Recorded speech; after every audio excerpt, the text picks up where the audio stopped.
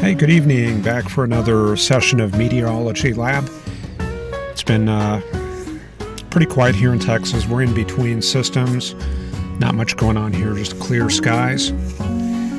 We have had some weather up in the Midwest. Tornado watch for that area. Fortunately, no tornadoes reported so far today, but here's a quick look at the SPC page showing that watch box up north. Let me see if I can pull it up. They must have dropped that.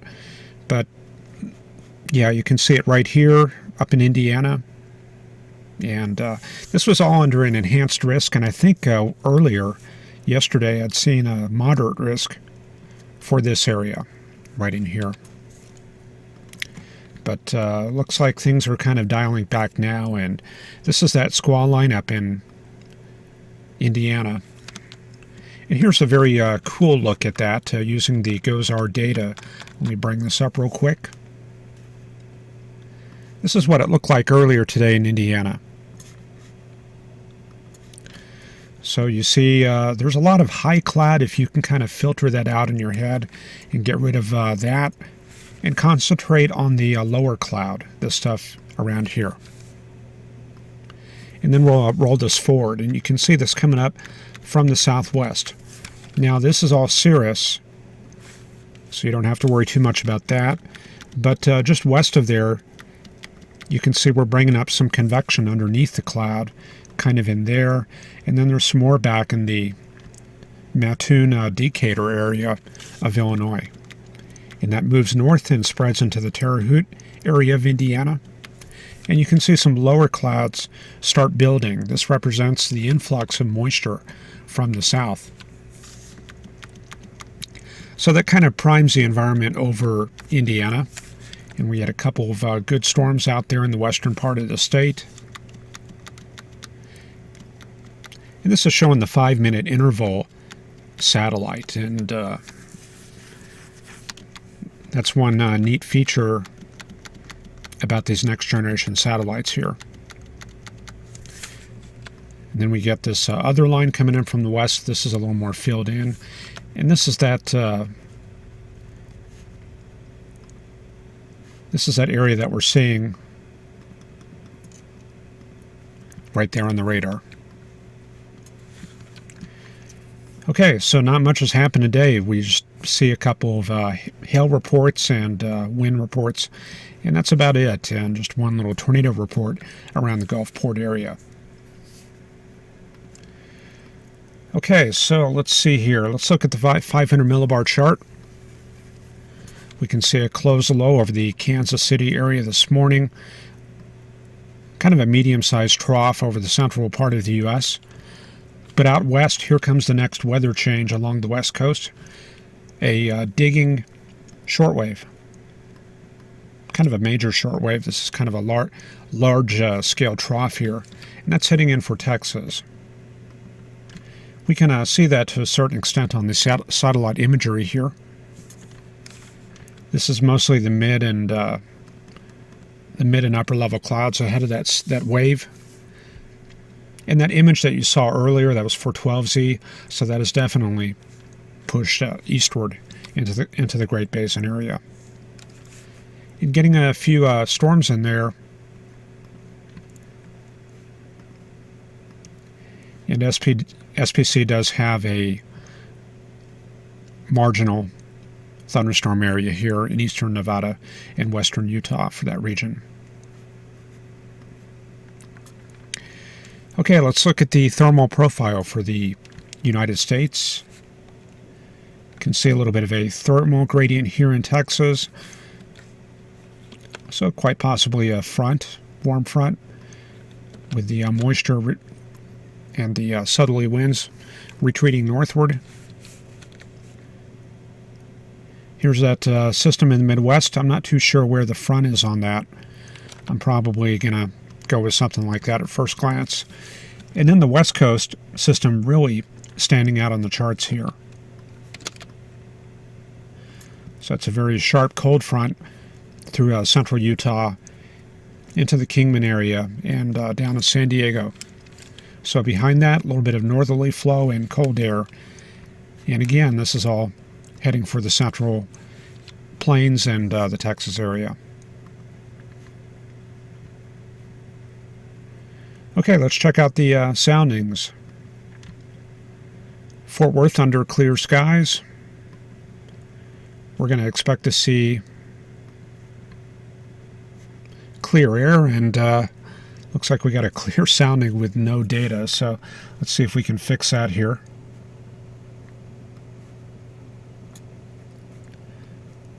Okay, I'm kind of out of order here. Let's see. Let me back this up, and we'll go to Fort Worth and look at the chart for this morning. So you can see quite a bit of dry air here, and a bit of a subsidence inversion up at about 12,000 feet. And this was probably strengthening a little bit today. Let's look at conditions out west where we have that system moving in. We'll go to Desert Rock, Nevada. And this is what they were showing this morning. This was probably out ahead of the frontal system at the time they did this radiosonde launch. Because if we extend that down to the surface, that's about 21, 22 Celsius in the 70s. So that's kind of a warm air mass there. But up in Reno, further northwest, the column looks colder. Extend that down to the surface, and we're looking at about 8 Celsius. So quite a change there. Then we'll take a look at Edwards Air Force Base real quick. Again, this is for this morning, extending this down from the mid-levels, looking at about 22, 23, so that's going to be out ahead of the cold front. And taking a look at the surface chart there, very well-defined cold front. This is about as strong as it gets on the surface chart. And so there's the front right there. Thunderstorms being reported there at Cedar City. Sandstorm there at Las Vegas. And out in the wake of that, some snow bands at Tonopah and Ely. And very strong northerly wind behind the system. And like I said, you just don't really see it this well defined because usually the terrain kind of messes up the patterns. Out ahead of it, there's that warm air mass, lots of 60s and 70s. And not much moisture in that warm sector like what we see in Texas. Because down to the south, a lot of desert. So dew points are running in the 10s and 20s in the Four Corners area. Okay, let me take a quick look at chat, saying hello to Victor Cabo, first one on. David Holcomb, back from Skywarn Training. Jeremy Mattingly from North Illinois, seeing some of those showers there. Ryan Toomey's is here. Greg S., Fun with Tech. Ahmed in Saudi Arabia. Kevin McKinney. Eddie W., Lexi in Texas. Greg S. Ryan says damage in Dallas. Reports seem pretty widespread. No, we didn't see any damage here at all. It was pretty weak when that system went through the other night. Jeremy Sargafield's in Edmonton, Canada. That's way up north. I guess we're going to have to start covering Canada here soon. Tree Nelson is here. Andre Gubis. Kevin says that SPC expected the tornado threat for Kentucky and Tennessee lessened because of strong boundary layer mixing. Okay, so basically it sounds like they kind of dried out there.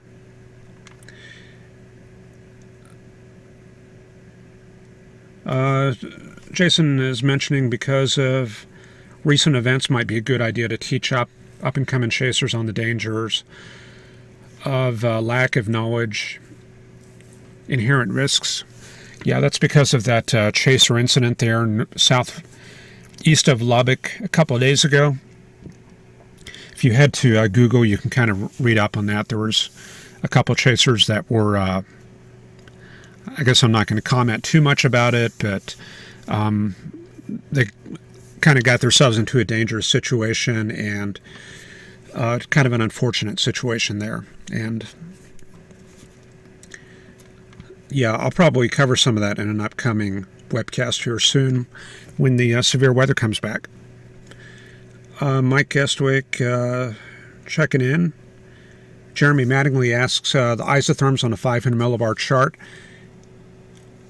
are they at a constant height or at the height of the 500 millibar pressure? They're going to be at the height of the 500 millibar pressure. It's going to be a constant pressure chart, so it's going to kind of vary from north to south. The 500 millibar level is going to be a lot higher here because of the warm air in the desert southwest, and it's going to be lower out where we have the cold air here in British Columbia. Sarah Wood, Indiana, reports a tornado touchdown in Indiana, 6 p.m. tonight. Okay, I guess that didn't make the SPC list just yet. Heavy rains or heavy precip again in the Midwest states this weekend, and Greg Schultz says ready to train spotters on Monday and reinforcing safety there. Yeah, definitely. Okay, let's head back to the charts and take a quick look, and let me see here. I kind of lost my place. Yeah, let's look at the dynamics. This is the 500 millibar heights and vorticity. This is showing the outgoing system here in the Midwest. So out ahead of this trough, this is where we're seeing the destabilization of that air mass in this region right here. So cooling and height falls affecting this area and increasing instability. Back in here, this tends to be kind of a common area for cold core thunderstorms. I think the moisture is pretty well cut off by now, so we're not quite seeing as much of that there. Ridging out over the front range area of the plains, and then when we get out to the Nevada area, we pick up that system here.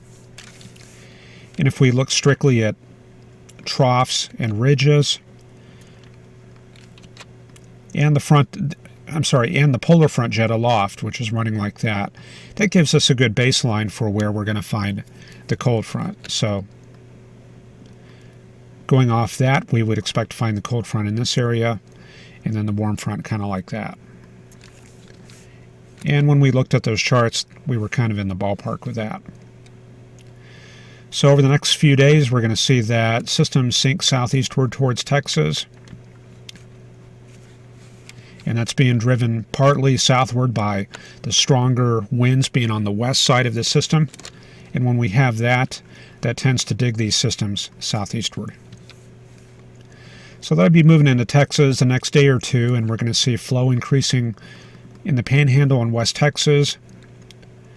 I'm not too sure we're going to have enough moisture to support storms with this system here. We'll take a look at the NAM and see what that shows. But by Saturday and Sunday, there it is moving into Texas.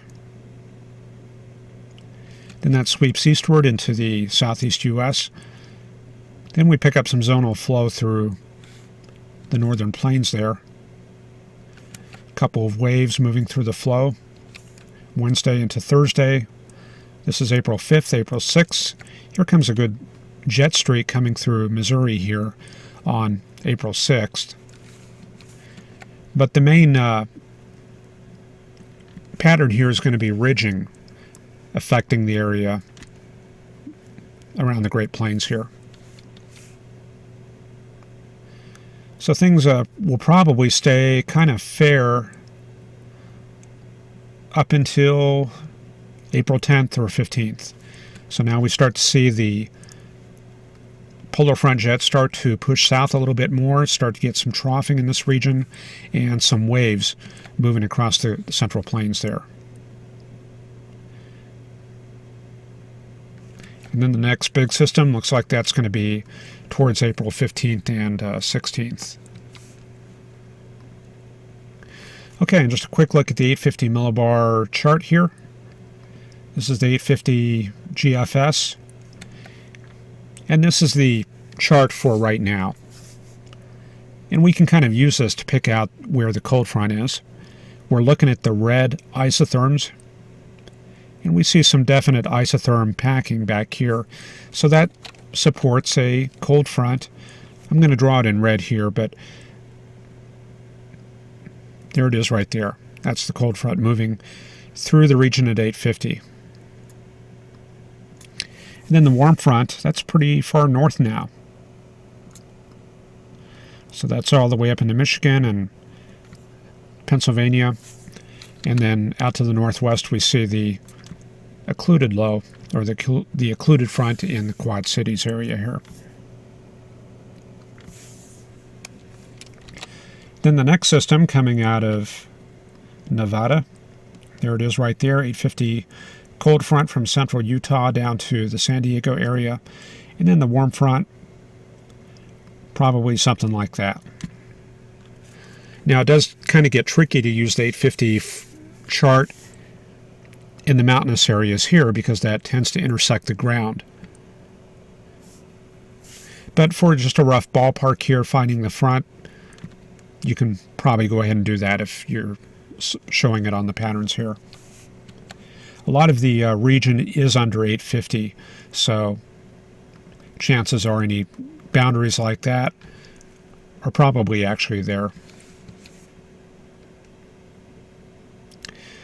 Okay, so we're going to see that 850 millibar front push eastward, and we're going to find that in the Texas area around Saturday and Sunday. And you can see here low-level jet starting to pick up in the Rio Grande. So there it is, kind of weak. Then it starts picking up, and there's that 50-knot flow on Friday night. So that's bringing a little bit of moisture up at least. And we have to switch to a different chart to actually check out that moisture at 850.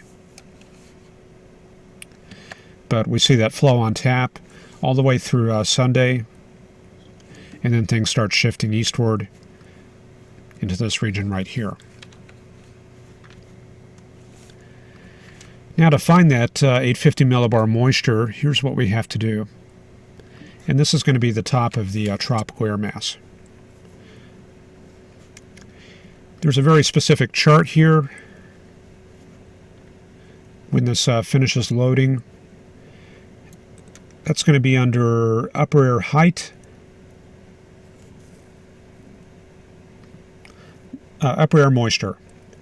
That's going to be the 850 millibar dew point. A lot of charts you find for 850 are relative humidity, and that's not very helpful for severe weather forecasting. So now we're looking at dew points at the top of the moist layer. And let's see what it's going to do over the next couple days.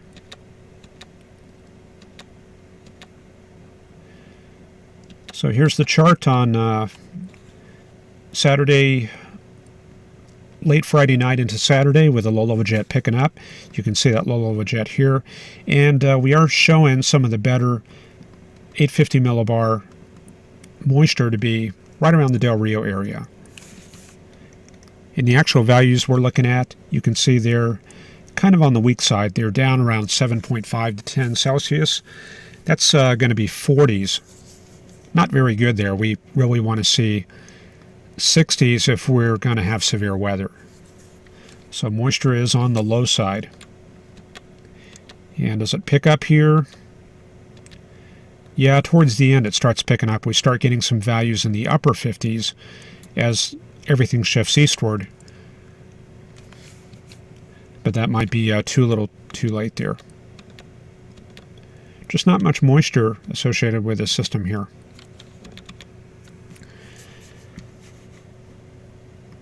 Okay, so we're probably about ready to head into the forecast here. And I think we'll start out with the NEM here. We'll look at the convective mesoscale model.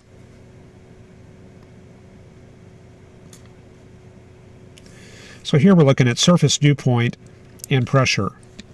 So this is going to be Friday. So by the time we do the webcast tomorrow night, you can see we've brought up some moisture. 60s up to the Austin area at the surface, and most of this is 50s. So kind of a little bit of weak moisture right there along the Red River, moving up the Palo Duro Canyon. Considering the time of the year, we could always squeak out a thunderstorm there. Looks like that's going to be focused along this boundary here, the warm front, along the Red River into the Amarillo area. So maybe a slight chance of a shower there tomorrow night in the Amarillo area.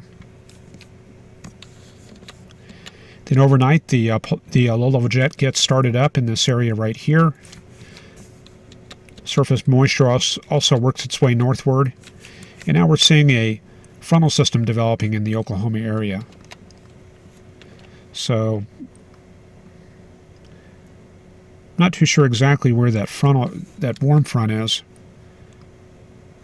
Maybe around there. Let me back this up and see. Yeah, I probably actually need to look at temperature there to figure out where that is for sure. But in any case, convergence right there around the Childress area. And moist air advection in the Abilene area. So if we're going to squeak out some showers and thunderstorms on Saturday, probably going to be looking at the area between Abilene, Childress, and Vernon, Texas. Maybe even right along the Cap Rock right around here. So that's the NAM outlook for Saturday there. Then things will shift eastward overnight on Sunday. And we start to see 60s. What is that, 68? No, that's 70s. 70s coming up here in East Texas.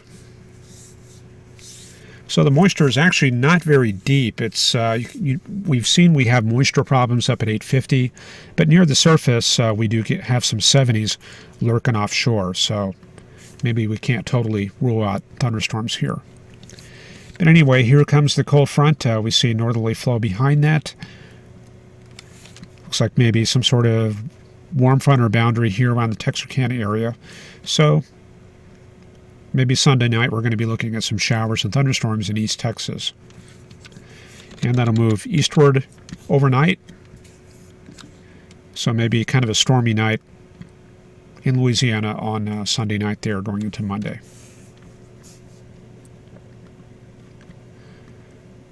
Okay, so now we'll look at the GFS here and look at the rest of the picture. Here comes our cold front over the mountains tonight. Then by the time we do the webcast tomorrow, things are going to be looking like this here. Cold front coming into West Texas, and we know we have some sort of boundary there along the Red River. We've kind of shown you that, so maybe a slight chance to squeak out something around the Childress area, and depending on how much upslope flow, maybe something up all the way to Dalhart and Trinidad there. That'll move eastward overnight, and as I've shown you, the low-level jet cranks up, and here comes some showers and thunderstorms overnight into East Texas,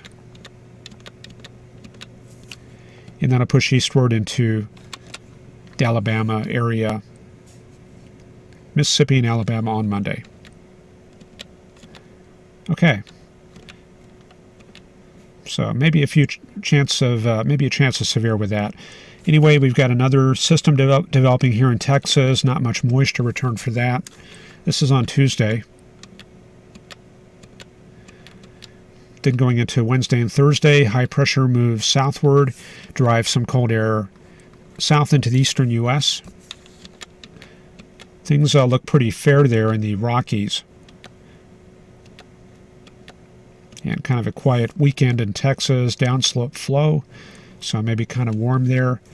Sunday into Monday the 10th and 11th. Then we get a pretty good cold front moving southward on Tuesday and Wednesday. So we're going to watch for possibility of severe on that day. Cold front drives everything southward on Thursday the 13th. And then here comes the next chance for severe weather towards the 15th and 16th. So last frame, 384 hours out. System coming through the Rockies right there. And not too sure where that's going to end up. That could be a central U.S. type system coming up for the 16th and 17th. Okay, let's see here. Answer a couple questions. Jeremy asked on the 850, when I was identifying the fronts, was I looking at actual temperatures of the isotherms or looking at gradients near the low? Yeah, that's actually a good point. Let me see if I can bring that back here. Here's the 850 chart. I think I was actually on the other chart. I think I was on this one here.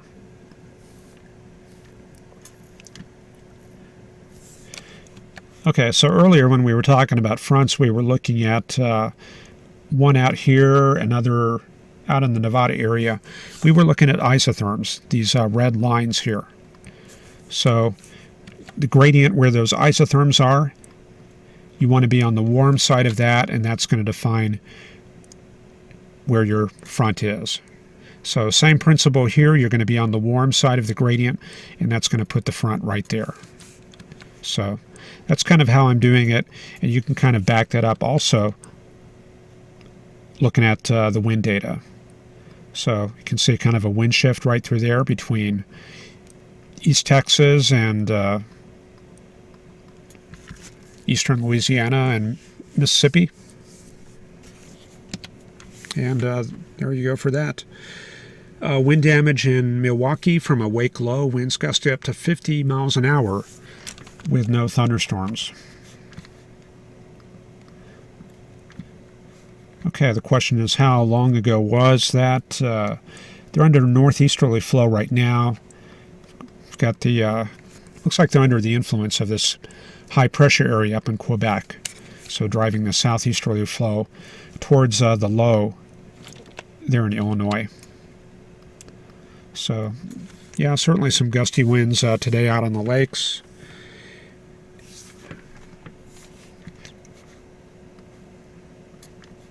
And let's see here, for the rest of tonight,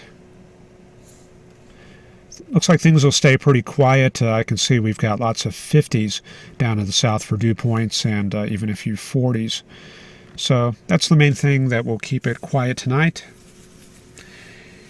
So that's probably about all I got for a webcast tonight. I appreciate you all checking in, and hopefully we'll see you all tomorrow. Take care, and we'll see you then.